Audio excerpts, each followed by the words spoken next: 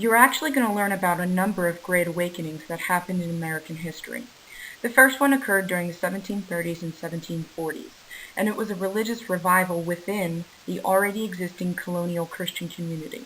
It started in New England, in Northampton, Massachusetts, by a man named Jonathan Edwards. And the Great Awakening was marked by emotional and energetic sermons that caused a surge of religious sentiments that then spread south from New England. So there's a couple different things we look at when explaining the causes of the Great Awakening. The first is the unavoidable fact that with each passing generation since the initial pilgrims came over on the Mayflower, religious fervor was decreasing. People felt less connected to their religion. Churchgoers would complain of dead dogs giving tedious sermons, meaning people felt no emotional connection to either the men giving sermons in church or the message of those sermons. The second idea has to do with new things coming in from Europe, and those things were liberal challenges to the Puritan idea of predestination. If colonists didn't have to rely on the church for conversion, as was required with predestination, then the church would lose power.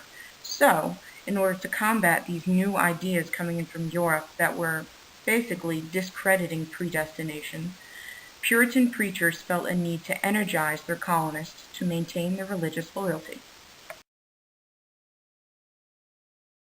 Those new European ideas that were challenging predestination were coming from Jacobus Arminius, and he was a Dutch religious thinker who argued against predestination. Instead, he said free will could determine a person's actions and therefore their eternal fate, meaning whether they got into heaven or they were sent to hell.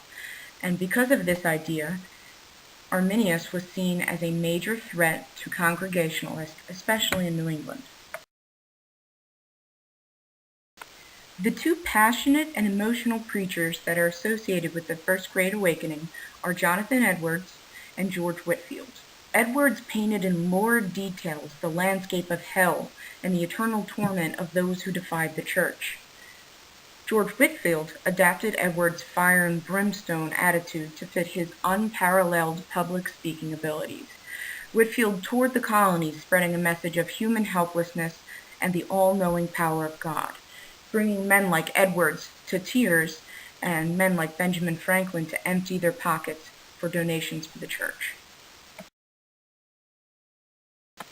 The new style of preaching caused a major conflict within the Congregational church. Orthodox clergymen were known as Old Lights, and they disagreed with the new style, while those who used the new theatrical, emotional style of preaching were known as Great Awakening Revivalists or New Lights.